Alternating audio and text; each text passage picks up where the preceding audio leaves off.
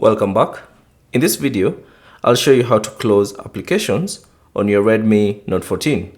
So I'm using the Redmi Note 14 Pro Plus, but the same steps should apply for the other Redmi Note 14 phones. Now let's say if you are having a lot of applications running on the background and it might have an effect on your battery, you can simply close them. So depending on what you're using, so if you're using the gestures navigation, all you have to do is simply swipe up until you see your recent application and release it, and you'll see all the applications that are currently running. If you're using the buttons, simply tap on the button, the recent app button, normally located on the bottom left side of the screen. Tap on it and you should get to this recent application. Now if you want to close an application, all you have to do is simply swipe to the left or right, and that will close that particular application.